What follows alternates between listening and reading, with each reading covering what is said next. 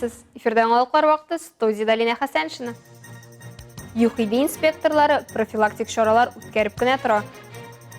Әлмәттә Аулак театр мәйданчыгы ачылды. Бөгелмәдә ил күләм мөнәҗәтләр фестивале үтте. Юл транспорт хәрәкәтләрен кисәтү һәм булдырмас өчен ЮХИД инспекторлары даими рәвештә балалар белән дә, өлкәннәр белән дә профилактик шаралар үткәрә. Аларның берсе турында тулырак Лейсан Галиева сюжетында. Скажите, пожалуйста, какие правила дорожного движения для пешеходов вы соблюдаете всегда? Инспекторлар балаларга юлда күренерлек булырга яктылыкны кайтаручы элементлар ярдәм итү турында сөйләп, аларның эш принцибын аңлаттылар. Юл аша чыгу кагыйдәләрен искә төшерделәр. Если есть светофор, то дождаться зеленого света. Если нет, но есть пешеход, то тогда идти на пешеходку и там уже переходить. Налево-направо надо смотреть, когда переходишь дорогу. ЮХИД хезмәткәрләре акциядә катнашучыларның һәрберсенә беләзекләр, брелоклар һәм белешмәлекләр тапшырдылар. Яктылыкны чагылдыручы элементларны куллану җәяүлеләрнең күрүчәнлеген арттыра һәм җәяүлеләрне бәрдерү куркынычын 85%-ка киметә, дип искәрттеләр. Киемнәренә һәм рюкзакларына фликерларны ничек беркетергә өйрәттем. Так, у тебя, смотри, мешок световозвращающий, да? Вот здесь. Вот, есть. А на рюкзаке можно? Вернись, пожалуйста. Так, нет, на рюкзаке нет. Акция сәнгать мәктәбе янындагы җайга салынмый торган җәяүлеләр кичүендә үткәрелде. Ринат Габдрахманов монда кызын дәресләргә алып килә. Ул Җәлил Лермонтов чатындагы проблема турында сөйләде. Аның сүзләренә караганда, пассажирларны күпләп утыртканда транспорт чаралары күпләп тору сәбәпле бөкү барлыкка килә. Бу юлны күзәтүгә комачаулый. На прошлой неделе как раз-таки здесь стояли автомобили, ряд автомобилей. Үткән атнада бер бала юл аркылы чыгарга җыенганда берничә автомобиль шунда басып тору сәбәпле машина артыннан ул күренми иде. Кинәт тормозларның кискен тавышын ишеттем. Әле ярый балага юлыкмады, ләкин бу мине нәрсәдә булса эшләргә һәм бу проблеманы хәл итәргә кирәк дигән фикергә китерде. Ну вот это меня как раз-таки натолкнуло на мысль, что нужно что-то делать и решать эту проблему. Быел җәяүлеләр катнашында барлыгы 30 юл транспорт һәлакәте булган. Анда 2 кеше һәлак була, калганнары тән җәрәхәтләре алган.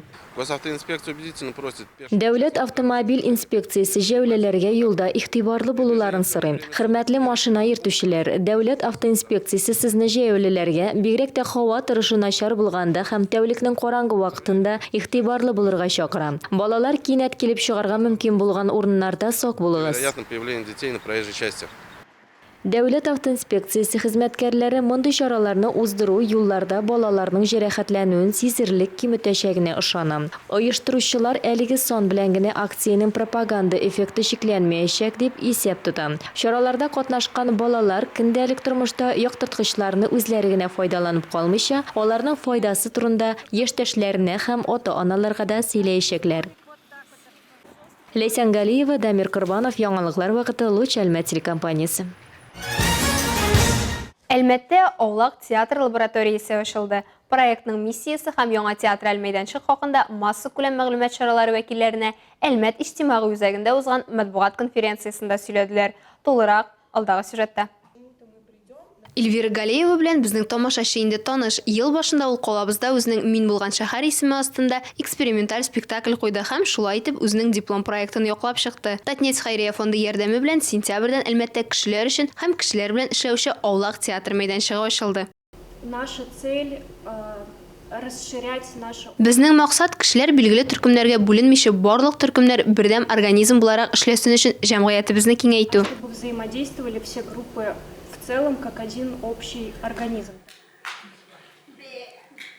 Чыннан да социаль театр ул инклюзияны аңлаудагы шикләрне бетерү дигәнне аңлата. Инвалид, студент, гади кешегә үзенең сәләтеңне ачарга, башкалар белән үзара мөнәсәбәтләр төзеп оештыручылар театр аркылы күпсанлы халык белән аралашырга тели. Мәгълүмат конференциясында театр мәйданчыгының эше һәм бу атнада узучы шәһәрләр театр лабораториясе эшенең нәтиҗәсен күрсәтү турында сүз барды. Аның кураторы, театр режиссеры һәм педагогы, Мәскәүдә шәһәрләр театр лабораторияләре авторы, Екатеринбургта The живой инклюзив театр проектында катнашучы Алексей Ракульцев.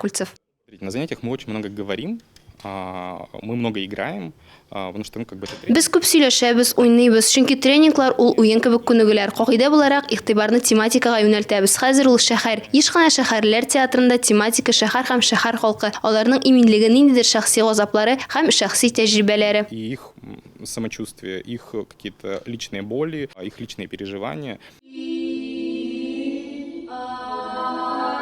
17 oktyabrdan 22-sine kadar her gün kişki 6'da Elmət İctimai üzərində uzan laboratoriyanın nəticəsini şinbə görürgə mümkün bulacaq. 7 noyabrda ikinci laboratoriya başlanacaq. Tilegi bulğan her kim aldan tirkələ ham qatnaşa alacaq. Irtəgə 21 oktyabrda Elmətdə AB spektakl promenады uzlaşaq. Ул сусаклagычта культурный и биологические виды Альметьевска, Әлмәтнең мәдәни һәм биологик төрләре күргәзмәсен ачачак. Шәһәр халкы һәм кунакларына Әлмәтнең креатив индустрияләре турында сөйләячәкләр һәм махсус экскурсияда архитектур проект белән таныштырачаклар. Сусаклагычка кергәндә 125 метрлы аудиовизуаль күргәзмә каршы алачак. Тикшеренүдә җирле Аулак театр мәйданчыгы әзерләгән махсус аудио белешмәлек ярдәм итәчәк. Шуңа күрә колакчыннар алып килү киңәш ителә. Спектакль сәгать 12-дә башланачак. Очрашу урыны Бигәш күпер янындагы керү зонасы. Бөгелмәдә Милли моң Россия күләм мөнәҗәтләр фестивале булып узды. Быелгы фестиваль Идел буе Булгар дәүләтендә ислам динен кабул итүнең 1100 еллыгына багышлап үткәрелде. Бәйгене Татарстан Республикасы мөселманнары диния нәзарәте, Бөгелмә мөхтәсибәте һәм шәһәрнең татар мәдәнияте үзәге оештырды. Тулырак Айгөл Шәрәфиева. Мөнәҗәт фестивалендә катнашу теләген белдереп 200-дән артык башкаручы гариза биргән. Шуңа күрә тамашачы залына килгән кунаклар сыйып та бетмәде. Мөнәҗәт башкаручылар үз чиратларын файда көтте. Милли моң фестивале татар мөселман традицияларын популярлаштыру, татар телен һәм милли мәдәни мирасны барлау, саклау, үстерү, Россиянең төрле төбәкләрендә яшәүчеләр арасында дуслык җепләрен ныгыту максатыннан оештырыла. Бу инде Раббыбызны Аллаһны искә алу. Шундый күркәм булган сәгадәт сүзләр белән мактау. Залда Кукмара, Әлмәт, Ютазы, Чаллы, Лениногорск районнарыннан, Башкортстаннан, Екатеринбургтан, Чиләбедән килгән конкурсантлар. Бәйгедә катнашу өчен 7 яшьтән һәм аннан өлкәнрәк башкаручылар чакыру алган. Конкурсантлар осталыкларын соло һәм ансамбльләр номинацияләрендә күрсәтә. География зурая, Аллаһка шөкер. Үзебезнең татарларыбызны җыябыз һәм безнең остазыбыз, безнең имамыбыз Шәһабетдин Марҗани әйтүе буенча, диндә булмаса да, динне саклый торган эш әйбер бар. Ул да булса милли тел, милли кием һәм милли гореф. Менә шуның өчен без монда җыелыштык һәм дәвамлы булсын, Аллаһ Тәала кабуллардан кылса иде. Хөкемдарлар конкурста катнашучыларның башкару осталыгына, образлы эчтәлекне эмоциональ яктан бирә белүгә, ачык дикция һәм ахаңлы яңгырашка, интонациягә, репертуарга, сәхнә костюмның ислам кануннарына туры килүенә игътибар итә. Жюри рәисе итеп җырчы Миңгол Галиев билгеләнгән. Бүгенге мөнәҗәтнең бәйрәме дип әйтәм мин аны, ул бер ни дә ярыш түгел. Бүген ул менә күпме безнең республикадан җыелган шушындый җан җылысы белән әниләр дисең менә бигрәк тә мине сокландыра кичкенә балаларында катнашуы. Димәк безнең киләчәгебез бар. Хуш килдегез, мәрхәбә, мәрхәбә, я мәрхәбә. Рәхмәт итсен Аллаһ, хуш килдегез, мәрхәбә. Ниятте саф булыгыз, диндә ихлас булыгыз, күркәм булсын калбыгыз, хуш килдегез, мәрхәбә. Фестиваль барышында балалар арасында мәчет рәсемнәрен ясау конкурсында җиңүчеләрне дә билгеләделәр. Кунакларга 25 рәсем тәкъдим ителде. Шулай ук алар милли аш-су осталары әзерләгән ризыклар белән дә танышты. Иң тәмле чәкчәкне билгеләде. Бик яратып киләбез, мөнәҗәтләр укыйбыз. Менә бүген дә пәйгамбәрбез Мөхәммәд саллаллаһу алейхи ва сәламнең туына, анарның рухына багышлап салават әйтергә килдек. Бик ошый безгә монда. Рәхмәт оештыручыларга, безне алып килүчеләргә. 20 гасыр ахырында мөнәҗәт жанрының яңадан күтәрелеш чоры башлана. Хәзерге вакытта мөнәҗәтләрне ылсы да кичесе дә әйтә белә. Фестивальгә килүчеләр моңа дәлил. Башка бер генә жанр белән дә бутап булмау мөмкин булган шушы безнең татарыбызның мөнәҗәтләр дигән жанрына инде һәркем үзенең репертуарында булган, әби бабаларыннан мирас булып калган, сирәк яңгырашлы булган әсәрләрне алып килергә тырыша. Фестивальдә җиңүчеләр кыйммәтле бүләкләр һәм бәйгедә катнашу хакында сертификат алды. Ансамбль номинациясендә беренче урын Балтач дуэтында һәм Бөгелмә сердәшләре ансамблендә. Соло номинациясендә Балтачтан Әмир Хәбибуллин һәм Кукмарадан Рәфис Шәйдуллин беренчелектә. Автор башкаручы буларак Әлмәттән Минзифә Әхмәтшина һәм халык мәхәббәтен яулаучы Гөлнара Рәхмәтуллина аерым бүләкләргә лаек булды. Айгөл Шәрәфиева, Зирәк Сәйеткулов, Яңалыклар вакыты, Луч Әлмәт телекомпаниясе. Колабызның Олимпия резервындагы спорт мәктәбендә шөгыльләнүче грек-рим стилендәге көрәшчеләр республикада иң яхшылар. Әлмәт егетләре илнең җыелма командасы составына да керә. Ләкин әлеге мәктәптә ирекле көрәш белән шөгыльләнүче кызлар шибәрлектә дә, киләмдәге осталыкта да сынатмый. Әлмәтнең ил күләмендә нәтиҗәле кызлары белән без дә күрешеп кайттык.